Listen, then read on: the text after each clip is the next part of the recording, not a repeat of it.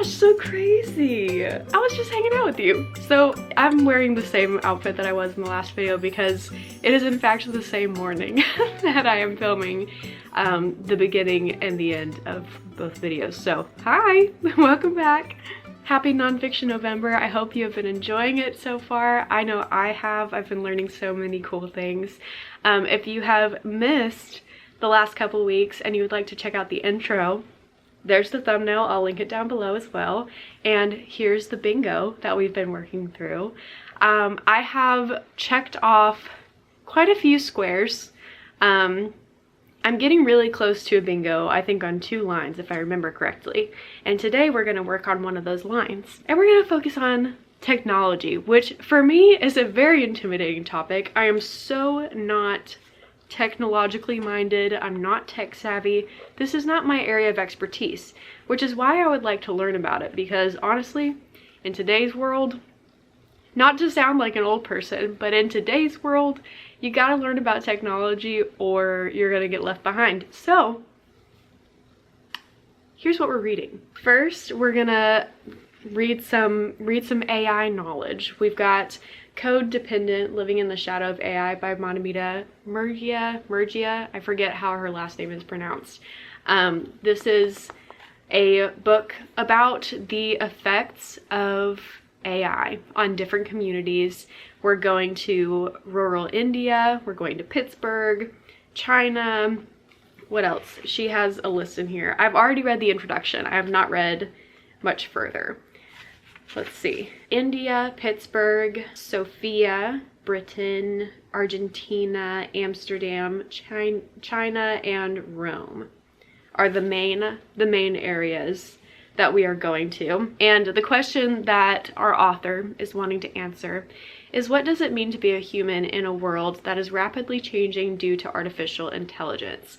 And based on the introduction, I do really think I'm gonna like this, so I'm really excited to get into it with you and talk about all the things in this book. The chapter titles give you a pretty good idea of what she's gonna be talking about in here, so I'll go ahead and list them out for you just so you have the same basic understanding that I have. So the chapter titles are your livelihood, your body, your identity, your health, your freedom, your safety net, your boss, your rights, your future, and your society.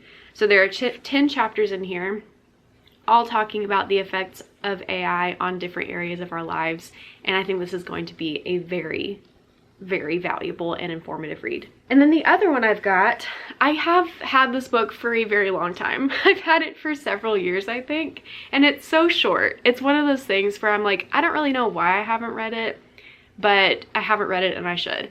So it's Breaking the Social Media Prism by Chris Ball, How to Make Our Platforms Less Polarizing.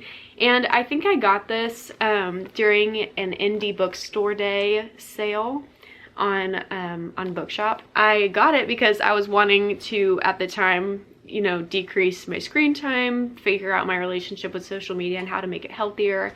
And I thought this would help me do that. And since I bought this book, I have deleted most of my social media, and so I don't know if this will be still helpful for me now that I've done all of that work, but maybe there will still be some insightful things in here, so we're gonna find out together. But the little blurb at the top says, an eye-opening look at how user behavior is powering deep social divisions online, and how we might yet defeat political tribalism on social media.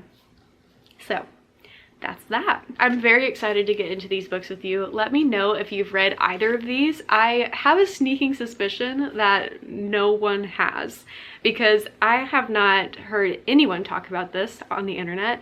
But if you have, I would love to hear your thoughts on it. And if you feel like reading it as well, please let me know. Let me know if I convince you to put these on your TBR. I would just love to know all the books that you're reading this month and all the things that you're learning. So yeah, I'm saying so a lot. Gonna have to figure out how to get myself away from these filler words. Okay, so without further ado, we've got our books, we've got our coffee. Let's get started with this reading journey. Let's go.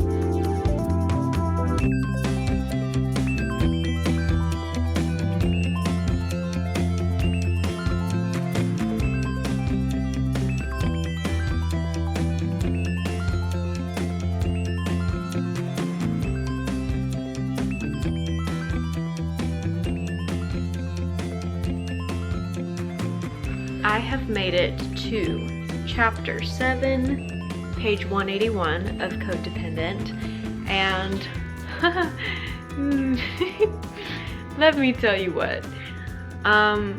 If I wasn't already concerned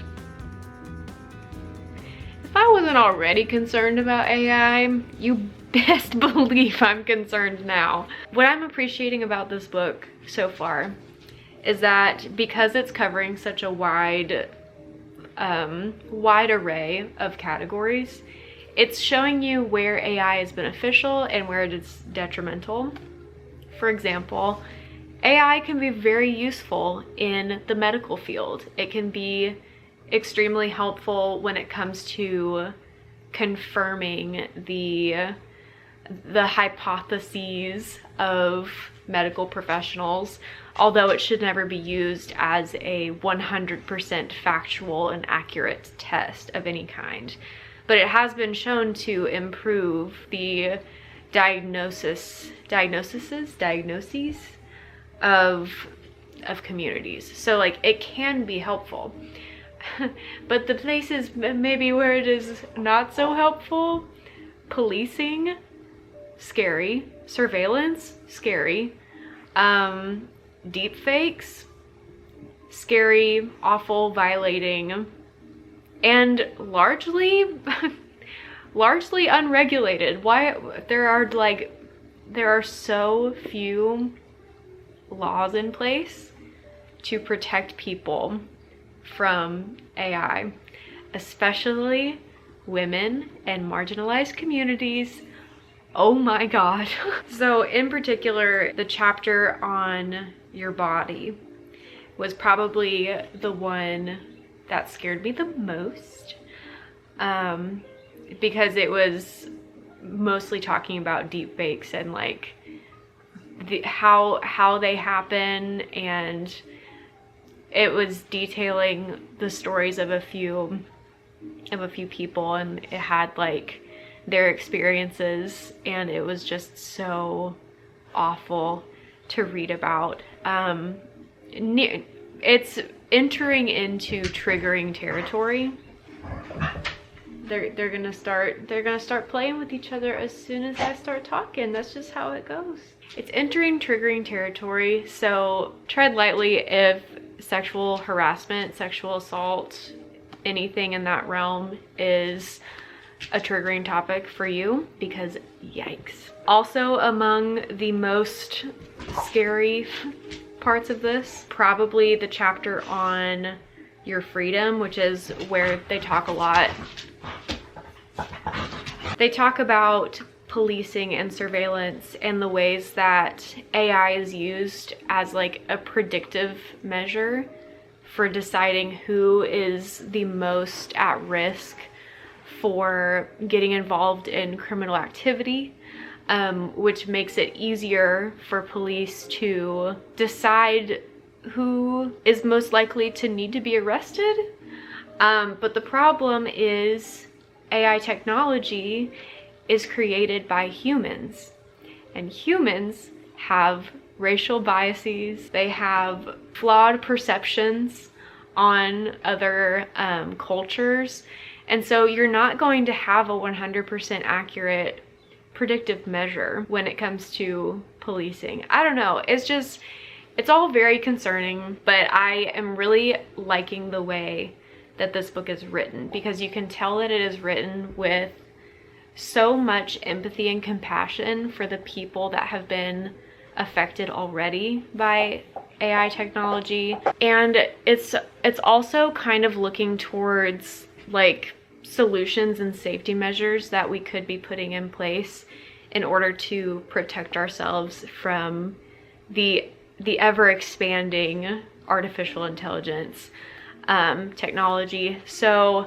I think that this is a really, really good book, and I'm learning a lot, and I think that I will continue to learn a lot in the remainder that is left. I'm really liking it. I think that this is great. If you're looking to learn about AI and the effects that it has on society, this is good. This is really good. I'll probably finish it tonight or in the morning. Sorry, you can hear Clover chewing on her bone. I just really can't catch a break. Look, these dogs. They've literally, I promise you, I wait to film until they're sleeping, taking a little nap, chilling.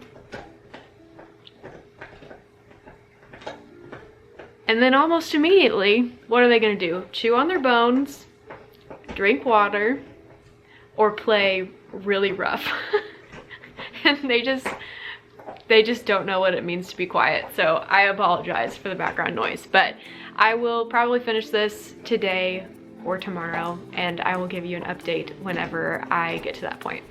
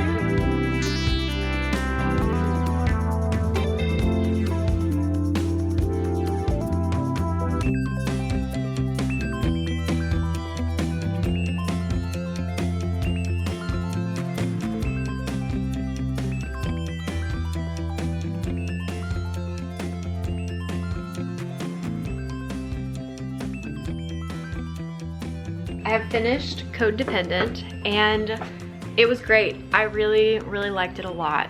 It addressed a lot of concerns. It also addressed a lot of positives that can be found with AI usage, and it addressed a path forward, which is huge to me. I love actionable steps in a book.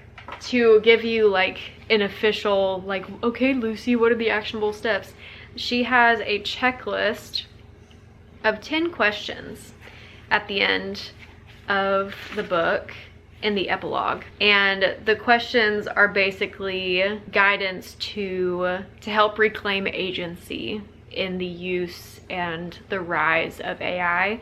So she goes through all of the ways that AI systems could be made to be more ethical, which I think is great. So she goes over like discrimination, she goes over fair pay, she goes over problems in criminal justice, compensation for artists, and all sorts of things. So it's just all laid out right here. I'm not gonna read you all 10 questions because that would feel redundant if you wanted to read this yourself.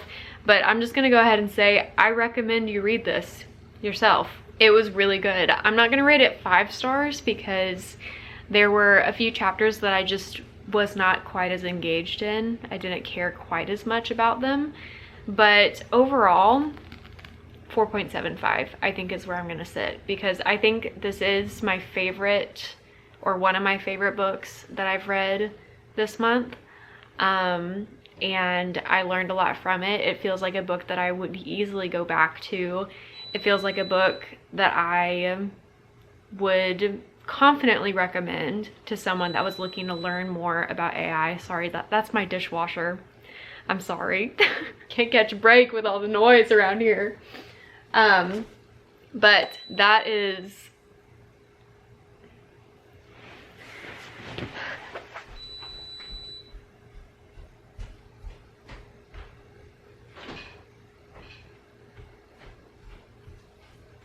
So that's how I feel about Codependent. I thought it was really good. Highly recommend you read that one. On the other end of the opinion spectrum, I've started breaking the social media prism.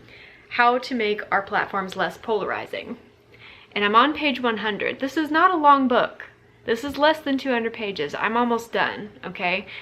All of that bulk you see is just the appendix and the index. So I am truly almost done. I'm so bored. I'm so bored. I'm barely hanging on, you guys. I I just cannot bring myself to care. And that's wild because this is a topic that I care a lot about. I care a lot about how social media usage is affecting us and how technology is becoming more and more pervasive and polarizing. I care about this topic. So why don't I care about this book? It is just simply so dry and academic.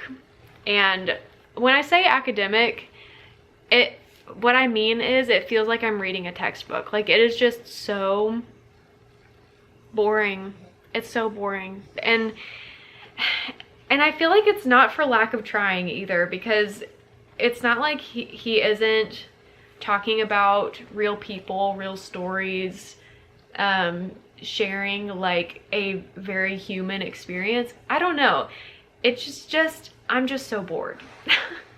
I'm just so bored. I think I also have a problem with the title of the book, because this made me think that it was going to be very much more actionable steps. But like I said, I'm almost done and we're still just asking questions. We have gotten nowhere when it comes to how to make our platforms less polarizing. I assume that that question is going to be answered in the last chapter, but I just don't feel, I don't know. I just feel like if we were gonna make the how-to a part of the title, I feel like that should have been woven in to the fabric of the book, like throughout and not just at the end. I'm just bored, and the only reason why I'm continuing to read this is because it's so short. One, it's so short. Two, it's been on my TBR for over a year and I want to get it done.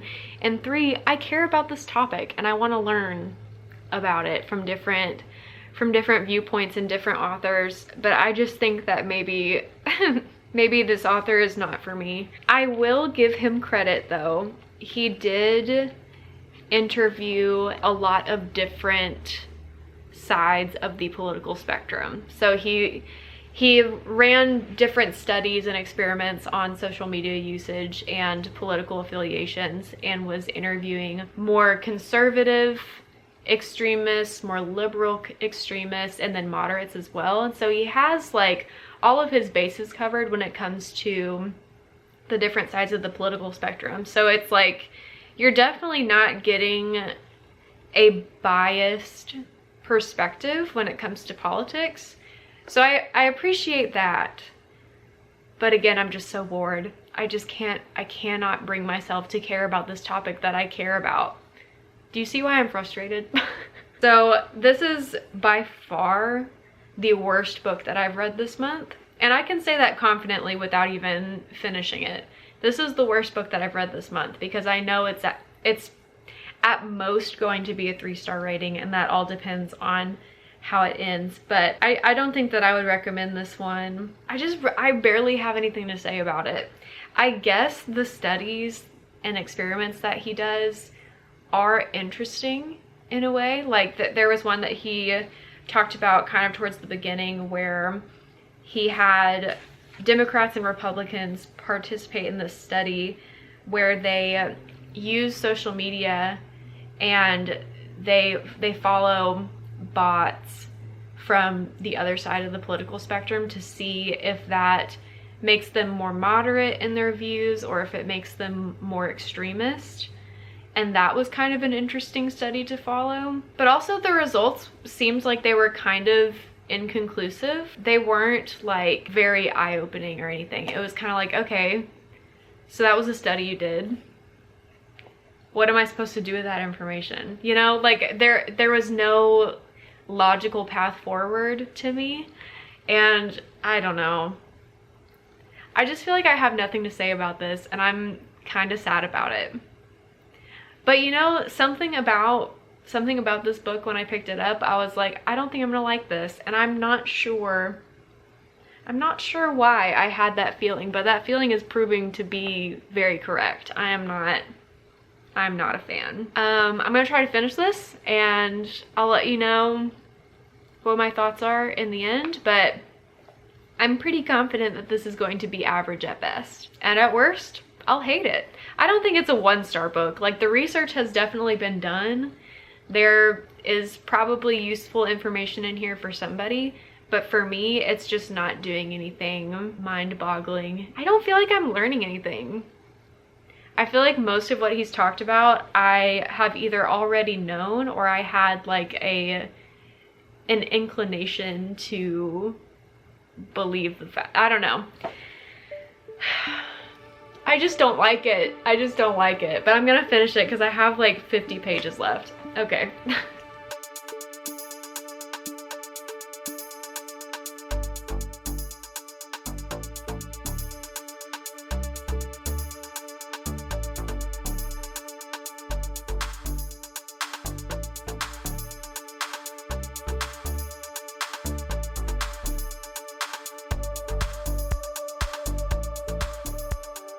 Oh, my hair. She's looking crazy today. Okay. This is the first time that I'm speaking to anyone since I've woken up, so forgive me.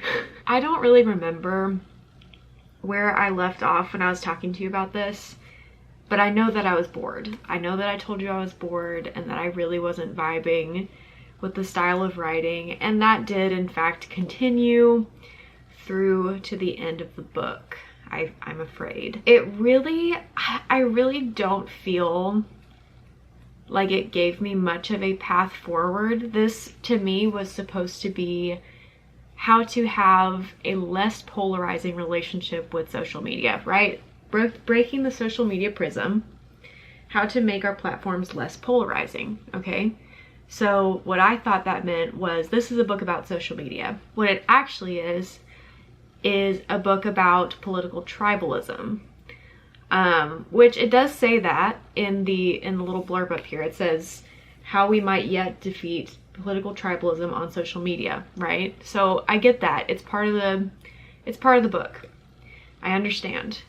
But it felt so much more like a conversation about Democrats and Republicans and their relationships to each other, and less about how social media plays a role in that, and less about how we can use social media in a healthy way, or how we can make social media better and less polarizing.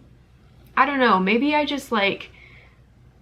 was so disengaged from the writing that I just didn't catch the important things. But like, it's not like I was skimming the whole time. Like, I read the book.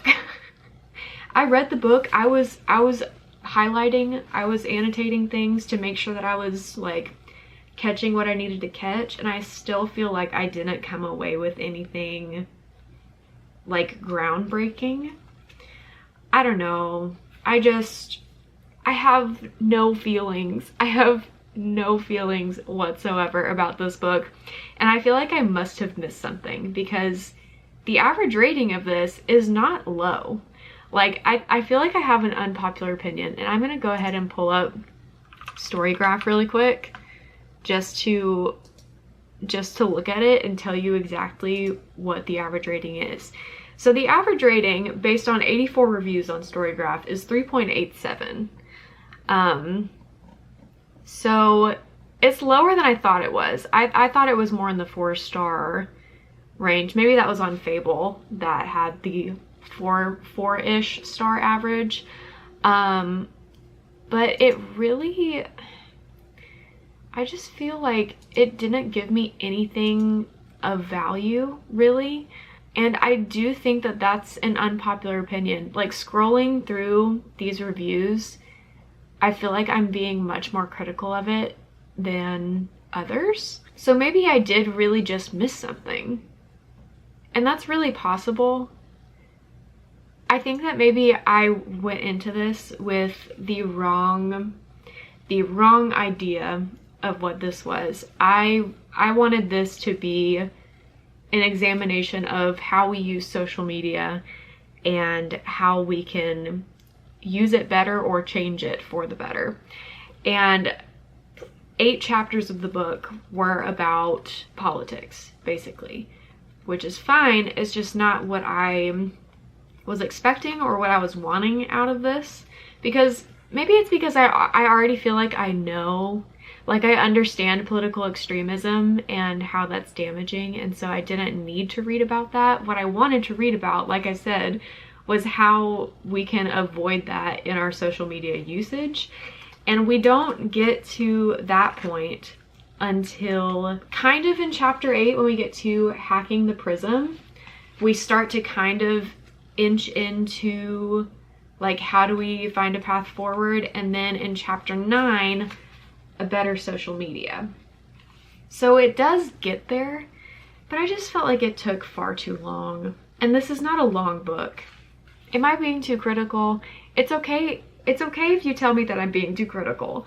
I think maybe I just came away from this book with such a hopeful yet cautious feeling, and then I go into this book and I'm like, I feel nothing. Like 4.75, 2.75. Maybe it's just the fact that I went from a really, really good book to a book that I just really, really did not care about. It's unfortunate, but I think that this tone of book is what I would expect from a book about technology. It's very dry, it's very straightforward. There's not a lot of, it doesn't feel like there's a lot of emotion in this book. It feels very almost clinical in its view of social media and politics. And that's just not the type of tone that I am able to connect with and learn from. This book had a tone of empathy, lots of emphasis on humanity, and protecting humanity. What is humanity? How do we relate to each other? How do we have compassion for the people that are working in technology fields? How do we maintain or reach a state of equality and equity in the age of AI? So this just felt so much more human, and this felt so much more like a computer was talking to me. I don't know. Just wasn't for me. So those are the thoughts. Those are the thoughts on the books. I don't know. Okay, now that I've taken a chill pill and I've kind of let myself reset, I feel okay. I still feel like this vlog was a success. We got my highest rated book of the month and my lowest rated book of the month. And I feel like that makes for some good content and some good reading. As far as the bingo goes, I still don't have a bingo, but I'm getting really close. I'm one away from a bingo at the bottom. Here, I'll scoot over so you can see what I'm talking about. Here's the bingo. I have the entire bottom row marked out except for read a book with an average star rating of 4 stars or higher, which technically I could check that off if I wanted to double up, but I'm trying really hard to not double up. So I'm gonna keep doing my reading for the month and see if I can get something else to check that off. And then at the top, where I've also been checking off bingo squares, I have 3 that need to be checked off to get a bingo. Read a book with a person on the cover, read a memoir, and read a book about race. Technically, like I said, I could double up on all of those and get a second bingo, but I'm gonna wait and see if I can just read other books to fulfill those prompts.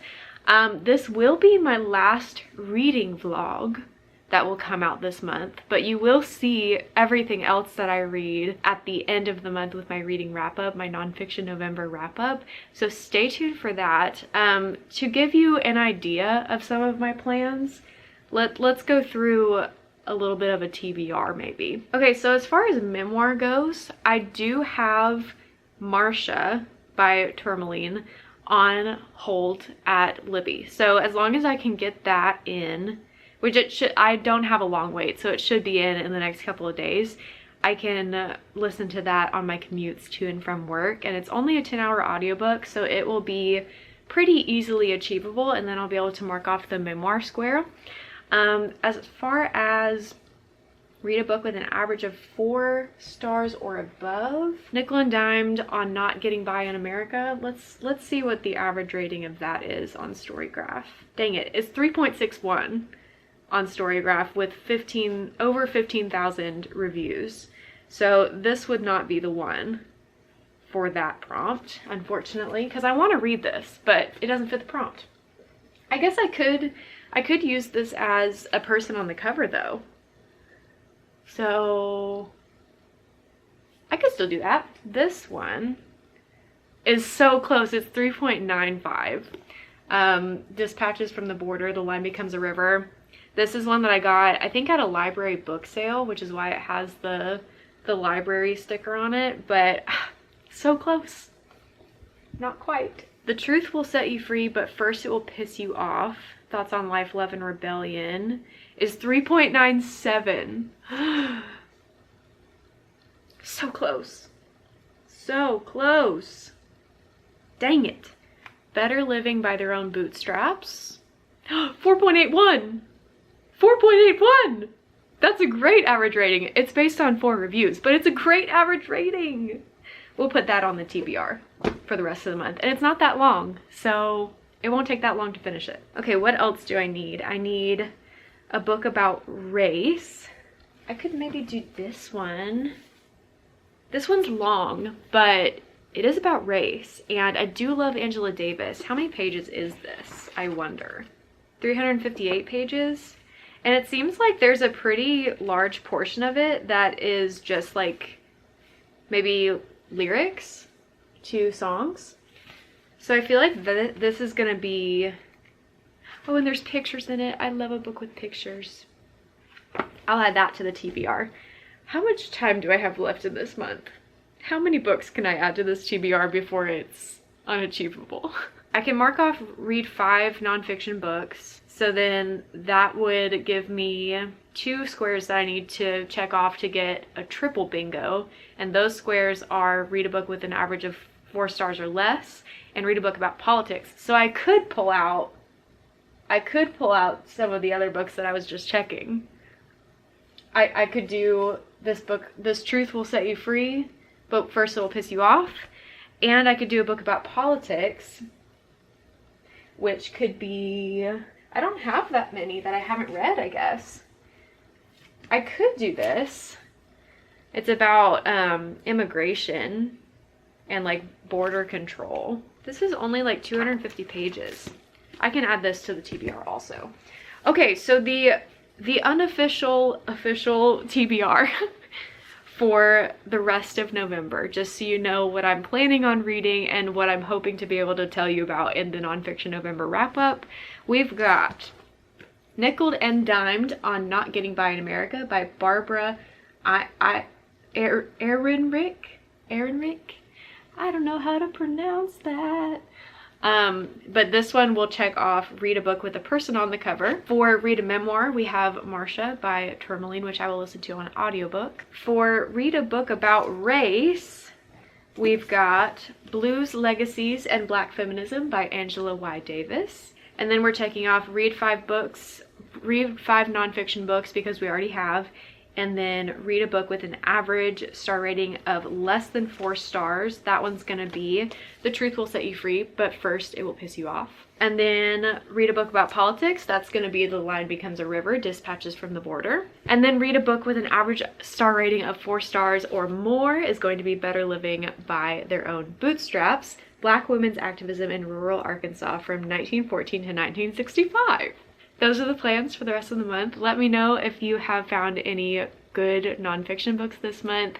If you've made any Nonfiction November content, please tag me in it so that I can see it, interact with it, engage in your content, and talk to you about what you're reading. I would love to see what you're reading and what you're making this month. So I hope you've enjoyed the month so far. I hope you've learned something. I love you so much. I'm so glad you're here. If you'd like to subscribe to continue to see bookish content from me, I post videos every Thursday or more if I have the time to post an extra one. And we have a lot of fun here. We do a lot of good reading things here. And if you have any thoughts on my thoughts, as always, please leave those in the comments below and give this video a like if you liked it. And I will see you next week. Bye.